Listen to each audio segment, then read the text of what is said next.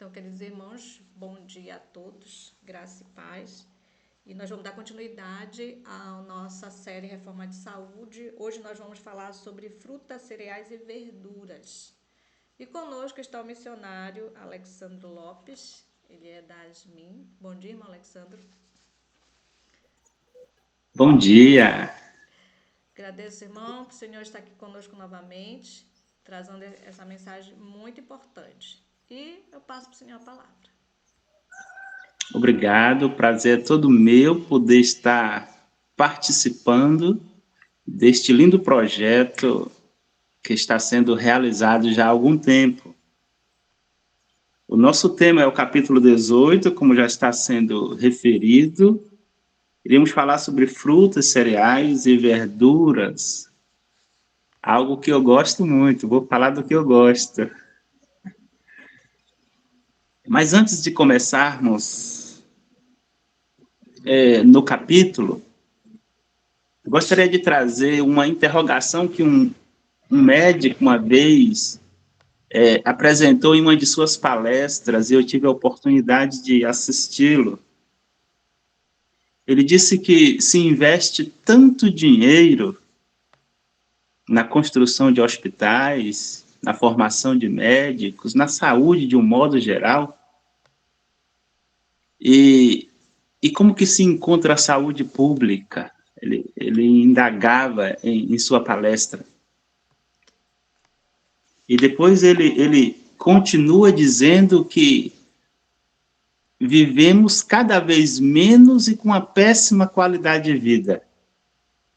Aí ele volta a interrogar: onde está a causa?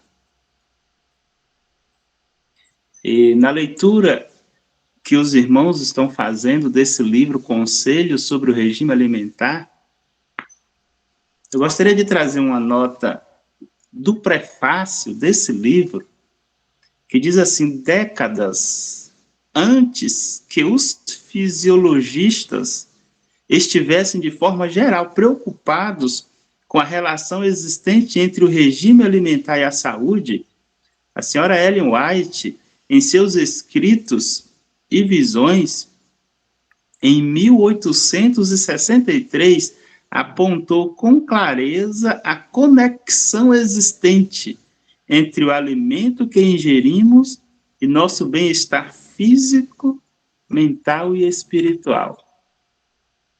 Muito tempo antes, pela graça de Deus, nós já fomos ganhando conhecimentos sobre a relação que há entre a alimentação e a saúde. Então, na palestra que o médico apresentou, ele chegou a essa mesma conclusão. Eu gostaria de dizer para você que a Bíblia, ela não é um livro científico, mas a ciência encontra base em seus escritos para as suas pesquisas. Muito tempo antes, a irmã White ela falava sobre a relação existente entre as enfermidades e a alimentação. E hoje a ciência vem pouco a pouco confirmando a veracidade de suas palavras. O texto que a irmã citou foi o texto de Gênesis sobre a transcrição de Deus para o cardápio humano. E eu gostaria de ler no livro de Jó, capítulo 12, o verso 7. Jó diz assim: pergunte aos animais e eles te ensinarão. Pergunte às aves do céu e elas te contarão. Eu gostaria de trazer esse texto para o nosso contexto aqui de alimentação. Está falando da criação, mas se porventura tivéssemos a oportunidade de perguntar aos animais do campo, qual a alimentação que foi deixada para vocês na criação, para a subsistência de vocês na criação? Se perguntássemos para eles, o que vocês acham que eles iriam dizer para nós? Então, o texto lido como base para a oração em Gênesis 1, 29 e 30, se encontra a prescrição inicial de Deus para toda a sua criação. Para os homens, para o ser humano, Deus deixou as árvores frutíferas, suas sementes. Para os animais, Deus deixou a erva do campo. Depois que o pecado entra no mundo, aí é acrescentado as folhas, as raízes, as sementes, as verduras. Essa é a descrição inicial de Deus para o ser humano. Enquanto as pessoas que estiveram mais próximas ali do Éden, que viveram a prescrição de Deus, eles viviam cada vez mais e tinham excelente qualidade de vida. Adão viveu 930 anos. Sem dúvida alguma, ele viveu de acordo com a prescrição de Deus para a sua alimentação. Metusalém viveu 969 anos. Então, antes do dilúvio, as pessoas elas viviam mais e tinham excelente qualidade de vida. Não se fala em doença antes do dilúvio. Viveu Adão 930 anos e morreu. Você acha que se tivesse existido doenças, a Bíblia não teria mencionado? Depois do dilúvio, a gente já começa a encontrar registro de enfermidades. Isaac, por exemplo, filho de Abraão, ele ficou cego por muito tempo. Era um homem de Deus, o homem da promessa, e ele ficou cego mais de 20 anos. Quando Jacó saiu de sua casa, enganou ele porque ele já estava cego. Ficou 20 anos fora e voltou. A Bíblia não registra quanto tempo depois, mas ele morreu depois do retorno de Jacó. Ele já estava cego. Então, você percebe que depois do dilúvio, depois que muda a alimentação do ser humano, depois que muda o habitat do ser humano, as pessoas começam a adoecer, viver cada vez menos e ter uma péssima qualidade de vida. Se formos trazer este tema para os dias de hoje é que a gente vive cada vez menos e com uma péssima qualidade de vida. Porque até o alimento já não tem mais a qualidade que tinha quando saiu das mãos do Criador. Então a gente agradece a Deus pela profetisa. Nasceu no ano de 1827, morreu em 1915, 88 anos de idade, com 70 anos de ministério, e trouxe muitas informações importantes, embasadas nas Escrituras Sagradas, para o seu povo, para o povo de Deus, para todos aqueles que quisessem dar ouvido. Mas, voltando à questão, se porventura perguntássemos aos animais, o que ele responderia? Se a gente deixar o portão da roça, por exemplo, aberto, os animais entram. Já passando uns gados perto de sua roça e você deixar a porteira aberta, o boi entra na sua roça. Ele come uma abóbora com casca, com caroço e sem cozinhar. Fica forte o suficiente para carregar o homem, a família do homem e a bagagem do homem. Agora presta atenção. O ser humano pega essa mesma abóbora, tira a casca e joga fora, tira as sementes, joga fora, o que resta cozinha. Quando chega aos 40 anos de idade, como que está esse ser humano?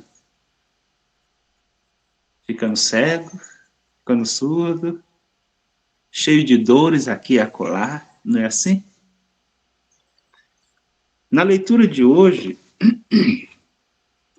capítulo 18, a irmã White no livro proposto, ela diz o seguinte: os que se alimentam de carne não estão senão comendo cereais e verdura em segunda mão. Está na página 313.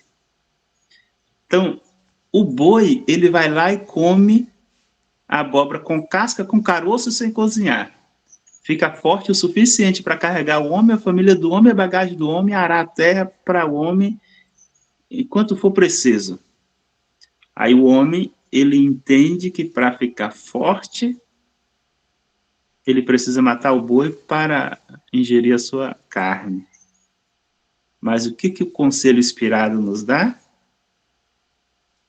Ao ser humano fazer isso, está usando uma nutrição de segunda categoria.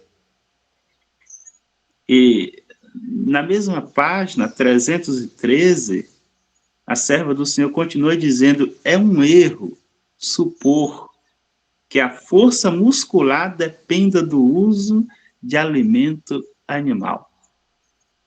Então não precisa você matar as criaturas mudas de Deus, entendendo que comendo a carne deles, você vai ter saúde e força para lidar com as atividades do seu dia a dia. A gente pode perguntar para eles, e com certeza eles vão responder que o alimento que Deus deixou para eles foi a erva do campo. E como eles obedecem a essa prescrição divina, então eles têm saúde e força para ajudar o homem nas suas tarefas do dia. E sem dúvida alguma, se prepararmos o alimento de forma mais simples e natural, a gente vai dar ao nosso organismo, às nossas células, ao nosso sangue, uma nutrição sem dúvida alguma mais rica em nutrientes, vitaminas e minerais. A irmã White, ela continua dizendo o seguinte no livro proposto na página 310: cereais, frutas, nozes, verduras constituem o regime dietético escolhido por Deus. Esses alimentos preparados da maneira mais simples e natural possível são os mais saudáveis e nutritivos. Proporcionará força, resistência e vigor intelectual, que não são promovidos por uma alimentação mais complexa e estimulante. Então, qual é o conselho para nós? As frutas, as verduras, as nozes, os cereais, é o regime dietético estabelecido por Deus para o ser humano. Nós temos algumas informações acadêmicas, algumas pesquisas realizadas por cientistas, e chamou a atenção deles alguns povos espalhados no mundo pela sua excelente qualidade de vida e os anos bem vividos. E eu gostaria de trazer para as nossas lembranças o exemplo dos Hunzas. A saúde deles, a vida longa deles chamou a atenção de cientistas de distante, de longe. E ao esses cientistas irem até eles, conversarem com eles, estudarem o estilo de vida deles, a alimentação deles, descobriu-se que essas pessoas vivendo ali no Paquistão, nas montanhas, entre as montanhas do Himalaia, eles, aos 90 anos, 100 anos, eles estavam trabalhando na terra, montando a cavalo. Eles não tinham as enfermidades que as pessoas aqui no Ocidente tinham. E quando foram pesquisando e estudando cada vez mais, chegaram na alimentação deles, e a alimentação deles era essa descrita pela serva do Senhor: frutas, verduras, raízes, sementes, derivado do animal, usavam iogurte natural, a carne somente em rituais religiosos que eles usavam. Então, essa foi a conclusão que os cientistas chegaram para uma vida longa e saudável que os Hunzas desfrutavam. 90, 100 anos trabalhando, arando a terra, montando a cavalo, sem as enfermidades que hoje nós enfrentamos no mundo. Então, não é exatamente isso que a ciência vem comprovando, que nós, pela graça de Deus, já temos em nossas mãos há tanto tempo? Frutas, verduras, raízes, sementes, nozes, cereais constituem o regime dietético escolhido por Deus. E um outro pensamento diz o seguinte: nos cereais, nas frutas e nas verduras e nozes encontram-se todos os elementos de que necessitamos. Está na página 310 também.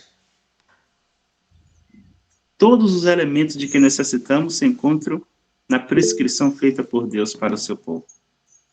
Cereais e frutas, no estado mais natural possível, deve ser o alimento para as mesas de todos que professam estar se preparando para a transladação do céu, página 314. Então, para mim e para você que está se preparando para morar com Jesus no céu, qual é a alimentação? Esse é o cardápio de Deus. Esse é o cardápio de Deus para o seu povo. Temente sã, sangue limpo, corpo saudável, frutas, verduras, cereais, nozes, sementes. É o cardápio que Deus aconselha, né? Ele não força a barra. Deus, ele não é tira-prazer. Ele não vai forçar a nossa barra. Tem que comer isso, senão apanha. Ele aconselha. O nome do livro que o projeto está lendo é Conselhos sobre Regime Alimentar. Então, os sábios ouvem conselhos, né? E, continuando a nossa leitura, página 322, diz que nós somos constituídos daquilo que comemos. Quem disse essas palavras na ciência? Sócrates, né? Sócrates disse que nós somos o que comemos. E olha aí, muito embora mesmo o Espírito de Profecia não seja livros científicos, mas contém bases científicas, que os pesquisadores, ao estudar, termina chegando à mesma conclusão: nós somos aquilo que comemos.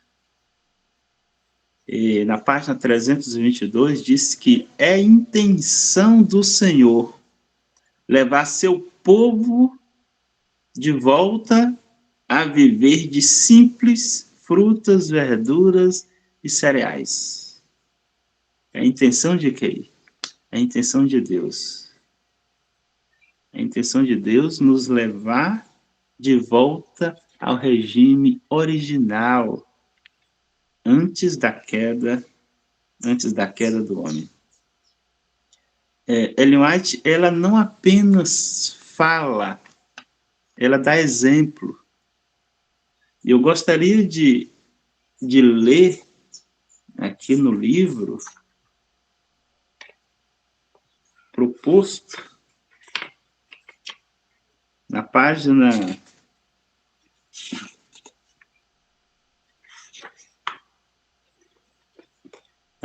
324, ela diz assim: plantamos suficiente milho, ervilhas para nós e nossos vizinhos.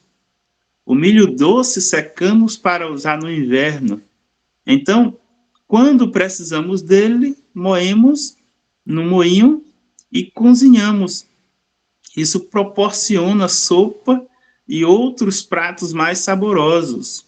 No tempo das uvas, temos em abundância, e assim também ameixa, maçã, cereja, pêssego, pera, azeitona, que nós mesmos preparamos.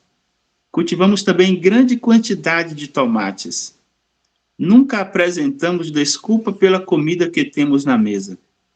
Não creio que Deus se agrade de que assim façamos. Nossas visitas comem como nós comemos e parecem ter prazer em nosso cardápio. Então, Ellen White não só fala, ela também vivia. Isso é importante. Talvez a gente esteja também padecendo de algumas enfermidades, porque, quem sabe, fica só no conhecimento, né? Uma vez ouvi em uma palestra a experiência de um médico que tinha descobrido que a nicotina do cigarro causava câncer. E esse médico mandou essa informação, essa descoberta, para um outro colega seu. E os dois vibraram pela descoberta, ficaram felizes. Só que o médico que descobriu que a nicotina do cigarro causava câncer, ele fumava e continuou fumando. Tempos depois, ele envia outra carta para o seu colega dizendo que tinha contraído câncer. Então, olha que situação, né? Você sabe que determinada coisa não faz bem e usa. Qual vai ser a consequência?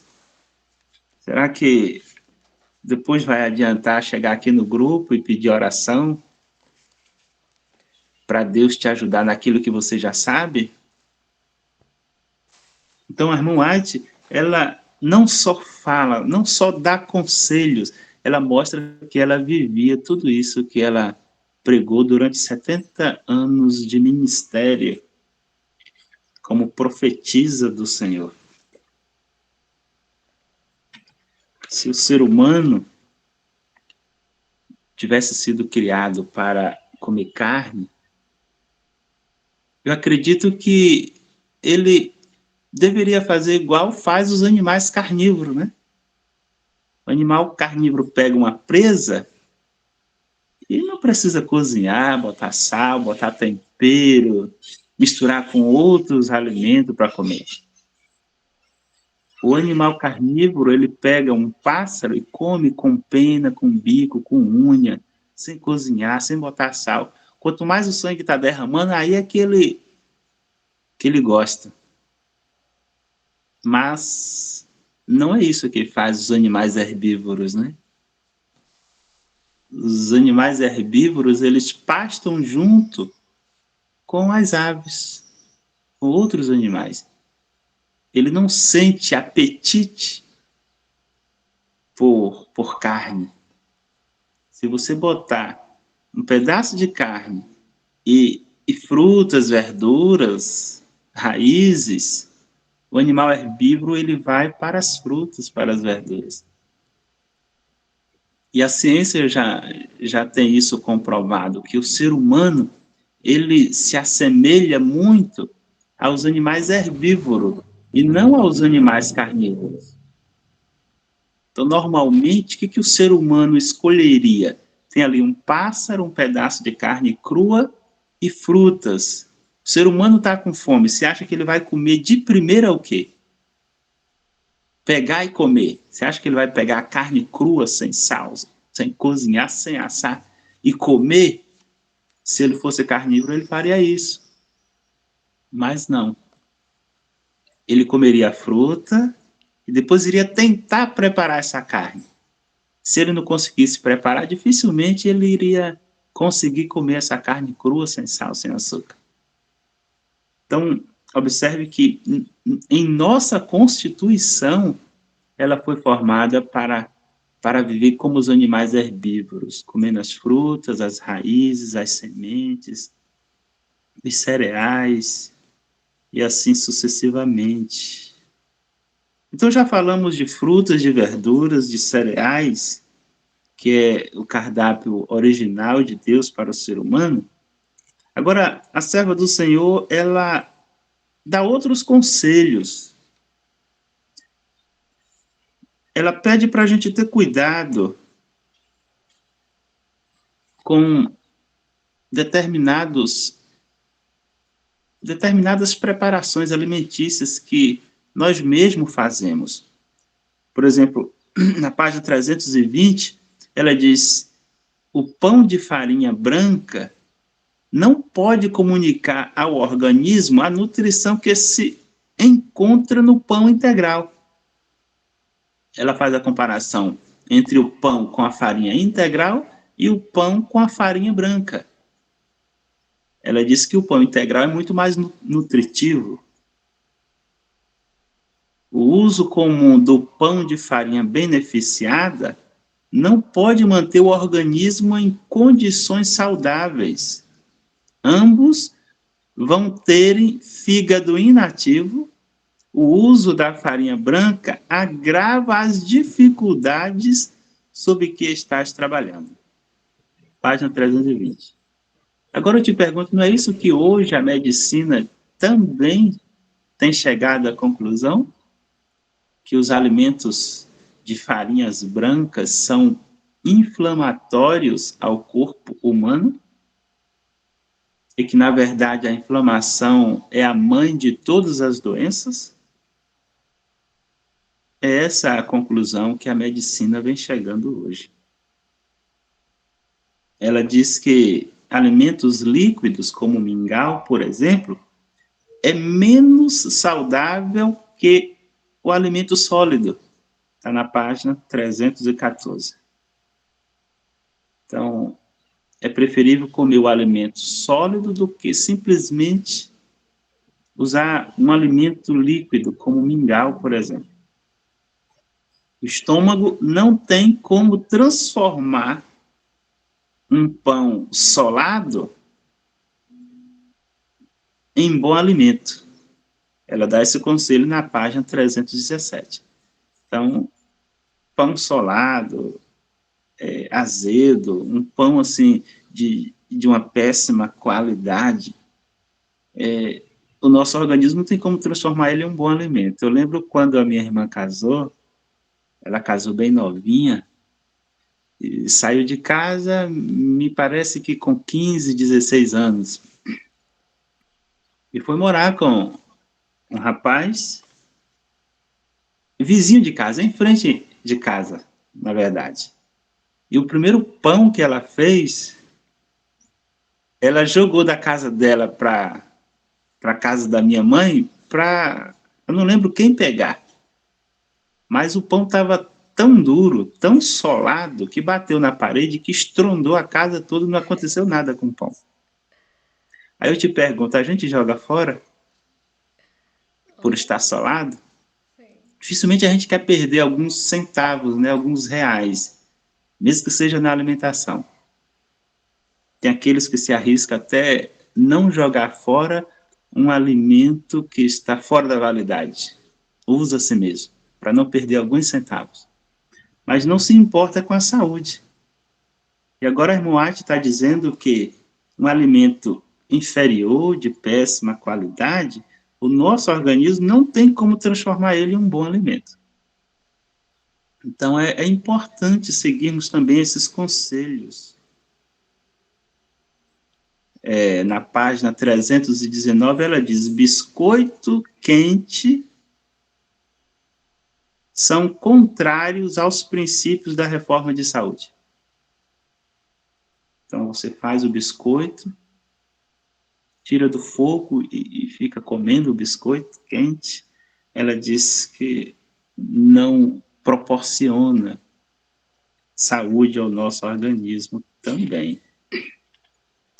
Ela dá um conselho também já comprovado hoje pela ciência, que é melhor você comer o pão com 2 ou 3 dias e, de preferência, você fazer torrada com esse pão do que comer ele do dia. Isso também é uma informação que a ciência já traz hoje. Mas ela já vem trazendo desde quando? Né? Então, irmãos, para concluir a nossa reflexão nesse capítulo, muito importante, as frutas e as verduras são tão importantes. Eu lembro que a minha mãe, ela criou a gente, quando ela veio para a igreja adventista da Reforma, eu tinha 6 anos de idade. Então já tem aí algo em torno de 38 anos de fé. A gente, né? Ela criou a gente já dentro dos princípios de fé da Adventista da Reforma. E a gente já não comia carne. Eu lembro que aos 8 anos eu já sabia dizer não quando alguém queria dar carne para a gente. E a gente cresceu trabalhando, vendendo uma coisa, vendendo outras na rua. E às vezes dava o horário do almoço, a gente estava na rua trabalhando, vendendo. Geralmente nós somos uma família de 7 irmãos, eu ia para uma banca de fruta, né? Tinha pouca idade, muito menos do que 15 anos eu tinha. Mas dava o horário do almoço, eu estava na rua trabalhando, eu ia para uma banca de fruta, eu gostava de comer jaca, gostava de chupar manga, enchia a barriga, continuava trabalhando, só ia comer comida de panela em casa. O meu irmão, que também estava sendo criado nesse mesmo princípio, nesta mesma fé, ele também dava horário de almoço, ele estava em outra... A gente estava separado, né? Ele estava em um canto, eu estava em outro. Mas trabalhando na rua, vendendo sempre alguma coisa para ganhar um dinheirinho. Ele ia para uma banca de cachorro-quente. A gente estava sendo ensinado da mesma forma, a mesma fé, os mesmos princípios. Eu ia para uma banca de frutas, gostava de manga e jaca na hora do almoço. Ele ia para uma banca de cachorro-quente. Isso ninguém sabia que ele comia carne escondido na rua, né? Em casa não tinha carne, mas na rua ele comia. Quando foi um determinado dia, era meia-noite adentro, ele deu a sua primeira crise, que depois descobriu que era epilepsia. Depois de muito tempo, os médicos conseguiram descobrir que era o germe da carne do porco que estava na cabeça dele. Ou seja, ele comia escondido o cachorro quente e o germe do porco naquela salsicha provocou essa patologia nele, que até o dia de hoje, ele, para não dar crise, ele precisa tomar remédios controlados. Então você percebe que se a gente seguir o conselho inspirado, a gente vai ter saúde e uma melhor qualidade de vida.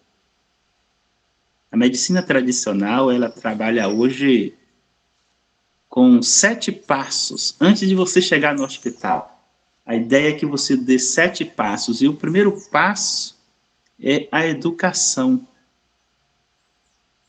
Eles estão tentando trabalhar na educação do indivíduo, da família. Promover a educação no sentido, promover o conhecimento no sentido da saúde, né? O segundo passo é a prevenção. Eles buscam trabalhar na prevenção. E aqui na prevenção nós temos as campanhas de orientação vacinal, a educação, palestras, e enfim. Depois, o terceiro passo é identificação. Procura identificar o que aconteceu. Por que você está com febre? Por que você está com diarreia? E assim sucessivamente. Para depois pedir ajuda. E às vezes o primeiro socorro não é o próprio médico que oferece. Um cidadão comum pode fazer um primeiro socorro, né? E assim vem os últimos 2 passos, que é o atendimento pré-hospitalar, para depois você chegar no hospital. E eu achei interessante que esses 3 ou 4 primeiros passos, nós podemos fazer isso. Educar. Esse projeto aqui, que os irmãos já vêm trabalhando há algum tempo, faz isso. A leitura desse livro, Conselhos sobre o Regime Alimentar, está nos educando, está nos informando. Olha, frutas, verduras, raízes, sementes. Se a gente comer mais eles, a gente vai ter mais saúde. Isso é educação. A prevenção, a própria alimentação, a gente pode usar como prevenção de doenças, né? E quando você tiver uma dor de cabeça, uma diarreia, outra enfermidade qualquer, você pode estar se perguntando, né, qual a causa, né? O que foi que eu comi? O que aconteceu? Você mesmo pode estar trabalhando essa questão da identificação. Às vezes foi uma coisa que você comeu, aí você está com dor de cabeça. Às vezes foi uma coisa que você comeu e por causa disso a febre. Aí você suspende aquela alimentação que você ingeriu, que te fez mal, o problema passa. Pedir ajuda é importante, pede ajuda ao alguém da área da saúde que possa te ajudar.